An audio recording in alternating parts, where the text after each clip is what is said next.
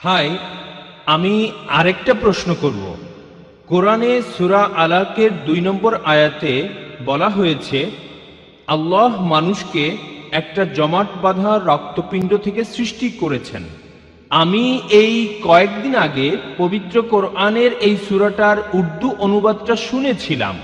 সেখানেও বলা হয়েছিল যে রক্তপিণ্ড থেকে মানুষ সৃষ্টি হয়।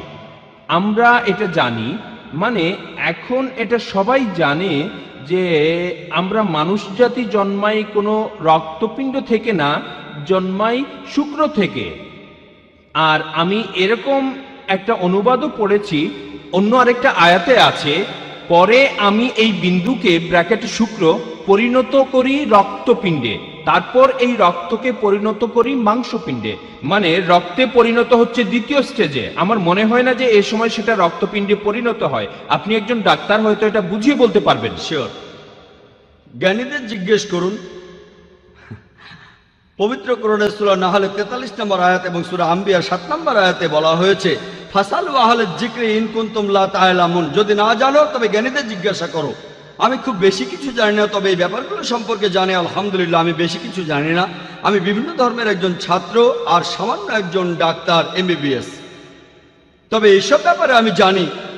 এই একই যুক্তি দেখিয়েছিলেন ডক্টর উইলিয়াম ক্যাম্বেল। আমি একবার তার সাথে বিতর্ক করেছিলাম। তিনি একজন মেডিকেল ডাক্তার আর কোরআনের বিরুদ্ধে বই লিখে তিনি পিএইচডি করেছিলেন। তার বইতে লিখেছেন যে কোরআনে 30টা বৈজ্ঞানিক ভুল আছে। 8 বছরে কোনো মুসলিম উত্তর দেয়নি।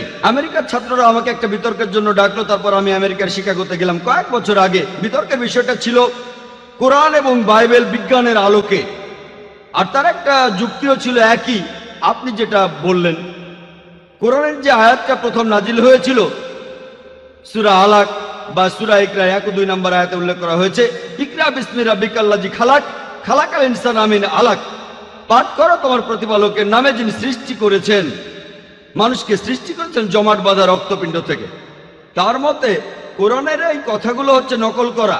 গ্রিকরা এভাবে ভাবতো যে মানুষ তৈরি হয় রক্ত থেকে। এটা একটা পুরনো থিওরি যেটা ভুল বলে প্রমাণিত। আর মেডিকেল ডাক্তার হিসেবে আমিও জানি মানুষ কোনো রক্তপিণ্ড থেকে জন্ম নেয় না। তাহলে ডক্টর উইলিয়াম ক্যাম্বেলের মতে আমাদের নবীজি অমুক অমুক জায়গা থেকে এগুলো নকল করেছেন, বড় একটা লিস্ট রিসার্চ। আর তিনি বললেন যে নবীজি সাল্লাল্লাহু আলাইহি ওয়াসাল্লাম, নাউজুবিল্লাহ, আমাদের নবীজি তিনি নকল করেছেন সিরিয়ানদের, গ্রিকদের। এগুলো তিনি নাকি রিসার্চ করে জেনেছিলেন পিএইচডি করতে গিয়ে। তিনি পিএইচডি ডক্টর, আবার মেডিকেল ডক্টর। এরপর তিনি আরো বললেন আপনারা যেসব অনুবাদ পড়েন বলা হয়েছে রক্ত রক্ত রক্ত, তবে ইদানিং কিছু মুসলিম অনুবাদ করছে আলাকা আলাকা, অর্থাৎ জোকের মতো কিছু একটা। তিনি এটা জানতেন, আমি জানতাম না, তিনি জানতেন। তবে তিনি তখন বলেছিলেন আমাদের সেই অর্থটা নিতে হবে কোরআন নাজিলের সময় তখনকার লোকেরা যে অর্থটা বুঝতো। এখনকার সময়ের কোনো অর্থ আমরা নিতে পারি না। কোরআন নাজিলের সময় কোনো মানুষই এটাকে যোগ বলে মনে করেনি, একথা ঠিক। সেজন্য আপনারা আগেকার যে তাফাসিরগুলো পড়বেন সবাই বলছে রক্ত, একথা কেউ বলছে না যে আলাকা হলো জোকের মতো কিছু। আর আমিও একমত। আলাকা শব্দটা 3টি অর্থ আছে, জমাট বাঁধা রক্তপিণ্ড যেটা ঝুলে থাকে, আর জোকের মতো কোনো জিনিস। প্রফেসর কিতমুরকে কোরআনের আয়াতটা দেখানো হয়েছিল মাইক্রোস্কোপে পরীক্ষা করে।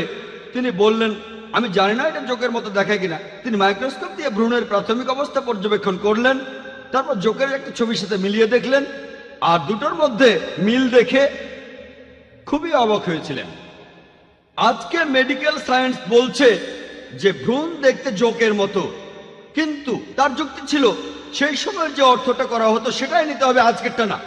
আর তিনি উদাহরণ দিলেন যে কোরআন বলছে আর বাইবেলও বলছে শূকরের মাংস খেও না, কিন্তু এখন আমেরিকায় শূকর বলতে একজন পুলিশ অফিসারকেও বোঝায়। তাহলে কি বলবেন কোরআন বলছে তোমরা কোনো পুলিশকে খেও না? আর লোকজন সবাই হাসতে লাগলো। উনি কথা বলছিলেন তাই কিছু বলেনি, আমাকে নিয়ম মানতে হবে। তারপর আমি যখন লেকচার দিতে গেলাম তখন বললাম ডক্টর উইলিয়াম ক্যাম্বেল যা বললেন সেই কথাগুলো শুধু পবিত্র বাইবেলের ক্ষেত্রে প্রযোজ্য, কারণ ইনজিল নাজিল হয়েছিল সেই সময় একটা নির্দিষ্ট গোত্রের জন্য। তাই বাইবেলের জন্য সেই সময়ের অর্থটাই নিতে হবে। তবে পবিত্র কোরআন শুধু মুসলিমদের জন্য, আরবদের জন্য বা সেই সবের জন্য নাজিল হয়নি। কোরআন নাজিল হয়েছে মানুষ জাতির জন্য, চিরস্থায়ী ধর্ম। তাই এখানে সবগুলো অর্থ নিতে হবে। নাজিল হওয়ার সময় থেকে একেবারে কিয়ামত পর্যন্ত সবগুলো অর্থকে পরীক্ষা করে দেখতে হবে। একটা সঠিক হতে পারে, আবার সবগুলোও সঠিক হতে পারে। আর ডক্টর উইলিয়াম ক্যাম্বেল মরক্কোয় প্র্যাকটিস করেছিলেন, আর তিনি আরবিতে কথাও বলতে পারতেন।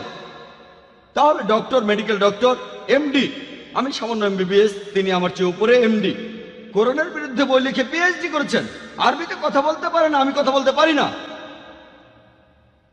আমরা বিতর্ক করেছিলাম। আমি বলেছিলাম, আপনি যদি বাইবেলের কথা বলেন ঠিক আছে, বাইবেলের ক্ষেত্রে সে সময় অর্থটা নিতে হবে, কিন্তু কোরআনের ক্ষেত্রে সব অর্থই নিতে হবে। আর এখন যে অর্থটা করা হয় তাতে তার কোনো আপত্তি নেই, কারণ প্রফেসর কিথ মুর, যিনি এ ব্যাপারে খুবই বিখ্যাত, ভ্রূণবিদ্যার বিখ্যাত বিশেষজ্ঞ, তিনি বলেছেন, আর তার বইতেও তিনি লিখেছেন যে ভ্রূণ দেখতে জোকের মতো, তাই আপত্তি করা যাচ্ছে না। কিন্তু তিনি এটাও জানতেন যে দ্বিতীয় অর্থটা ঝুলে থাকে। এটা ঝুলে থাকে সেটাও ঠিক, কারণ ভ্রূণ মায়ের পেটের ভেতরে ঝুলে থাকে। একেবারে লেটেস্ট রিসার্চ বলা হয়েছে যে প্রাথমিক অবস্থায় ভ্রূণের ভেতরে রক্ত প্রবাহিত হয় না, তখন রক্তপিণ্ডের মতো দেখায়। তাহলে রক্তপিণ্ড বলাটাও সঠিক, সেটা বিজ্ঞান সেদিন আবিষ্কার করলো। পবিত্র কোরআন আমাদের বলছে যে সৃষ্টি করেছেন রক্তপিণ্ড থেকে, দেখতে সেরকম একটা জমাট বাঁধা রক্তপিণ্ডের মতো। কাজের দিক থেকে ভ্রূণ মায়ের পেটে ঝুলে থাকে, আর আকৃতিতে এটা দেখতে একটা জোকের মতো। তাহলে আলহামদুলিল্লাহ, তিনটা অর্থই সঠিক। এমনকি রক্তপিণ্ড সঠিক, যেটা ঝুলে থাকে এ অর্থটাও সঠিক, জোকের মতো সেটা ঠিক।